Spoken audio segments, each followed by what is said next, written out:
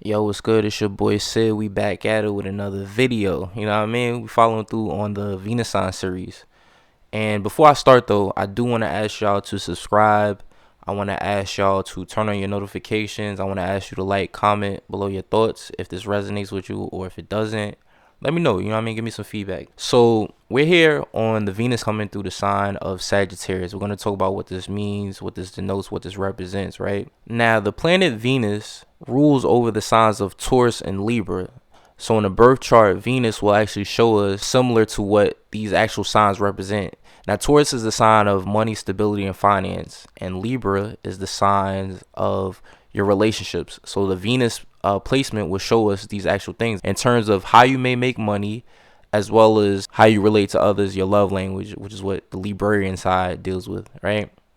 So also, let's talk about what else the Venus placement will show in the chart. Now, Venus, like I said, it will show how you relate to others in your love language. But I always say that in a birth chart, there's multiple areas that you have to compare, right, to see different sides of yourself. So you also want to compare your Venus placement by sign with also what's going on in the seventh house, as the seventh house corresponds to Libra, and Libra is the sign of relationships, right? So whatever sign is on the cusp of the seventh house and the planets there will actually show you how you love others, right? How you relate to others, your love language, these things, your partnerships, right? Now, Venus is also going to show what you value, right? And the value you can bring to the table. Now, another thing it will show is how you can make money, but you want to compare this with what's going on in your second house, as the second house corresponds to Taurus, and Taurus is a sign of money and finance, right? So whatever signs and planets, if you have any, that are in that second house, this will also give you more indications of ways you can make money besides just your Venus coming through the Sagittarius sign, which we'll talk about what that means, right? As a plug, I did a video on occupations associated with each zodiac sign. I show you in there ways or possibilities that you can actually bring forth money or ideal occupations you're drawn to. And you can look at the sign, which I discussed in that video. You can look at the signs that's in or on that house cusp, basically, right? And that will show you more of how you can make money. Now, Venus is also going to show in a man's chart the ideal wife archetype, right? And that's because Venus represents women, femininity, things of that nature. It represents the wife in astrology. And for those of you who have nighttime charts, right? And I did a video on day versus nighttime charts and finding out, or how to find out, which type of chart you have. Venus, for my nighttime people only, will show strengths and blessings in terms of the house that is deposited into. So let's jump back up to how you relate to others and your love language, right? Now, when Venus comes to the sign of Sagittarius, right? Sagittarius is known as the explorer of the zodiac, right? So in terms of your love language, you actually may want to explore and have multiple partners, right? As Venus is love and Sagittarius is ruled by Jupiter. Jupiter expands things, right? So you may find that you want to do that. And also, Sagittarius is a freedom loving sign, right? So you may love your freedom, basically. You may not be the type that wants to be tied down unless you have other placements. Like, say, if your Mars or your Venus sign is in the 4th, the 8th, and the 12th house, these are hidden houses, right? Or if you might have like the 8th house, which deals with sex and intimacy, you might have a water placement or water sign on that house cusp. So this can change the energy. So of course it's factors, you know what I mean? But just in general, usually you guys want more freedom. Now, Sagittarius is the sign that also deals with exploration, like I said, and it also deals with foreign lands, right? Foreign cultures. So you may find that you're drawn to people that are from foreign cultures, right? You may find that you attract people who are very wise, very philosophical. Sagittarius rules over teachers, right? So you may find that you are drawn to those that can teach you things, right?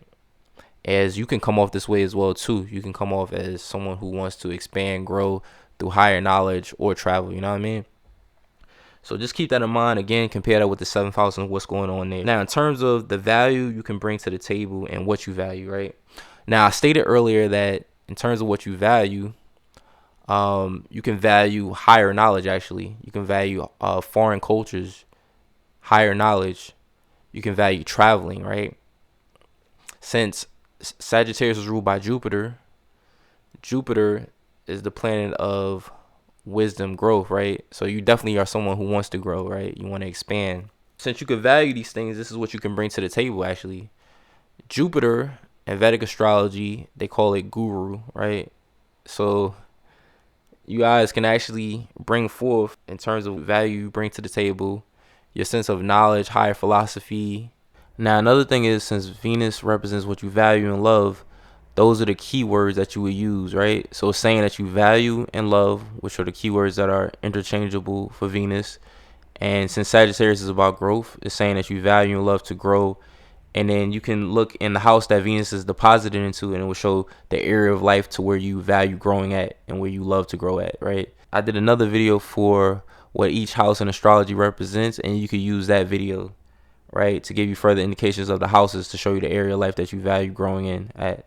So just keep that in mind. In terms of how you can make money, like I said, compare this with your second house in terms of what's going on. But we said that Sagittarius can rule over teaching. It can rule over theologians, right? It can rule over travel and exploration. So this can be a pilot, a flight attendant, stewardess, if that makes sense. Actually, Sagittarius, you see, it's the bow and arrow. So this is archery, right? Archery can show up under this. Some people may love to make money in this way. Now, Sagittarius is known as the centaur, which is half man, half horse. So you will see some people that are actually into horse riding or horseback riding. What is it, equestrians?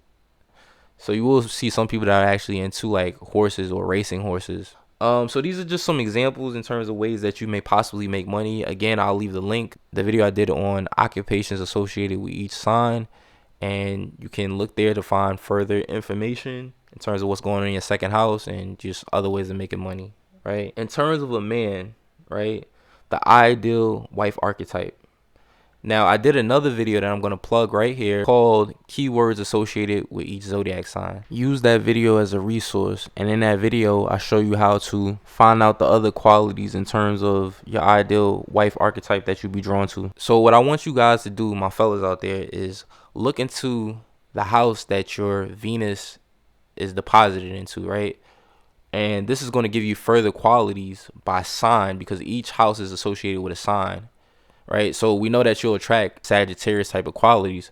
But let's say that you have Venus in the first house. This is an Aries house. So you'll need someone who has Sagittarius type of qualities / Aries qualities. And you can look at that video I did, keywords, right? And it will show you more. Now, if it's in the second house, this is a Taurus house. So you need someone who has Sagittarius / Taurus qualities. If you have it in the third house, this is Gemini, so Sagittarius / Gemini qualities in terms of a wife archetype. Fourth house is Cancer, so Sagittarius / Cancer qualities. Fifth is Leo. Sixth is Virgo. Seventh is Libra.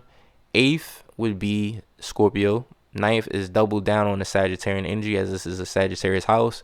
10th is Capricorn. 11th is Aquarius, and 12th is Pisces, right? So again, just to get further insight by keywords, that video will show you more of the qualities that you need. So go watch that video, right, if you want more further information. And last but not least, I did a video, which I said I'll link, right? And this was basically on day versus nighttime charts. And I show you how to find out if you have a nighttime chart. This is only for night only, not if you have a daytime chart.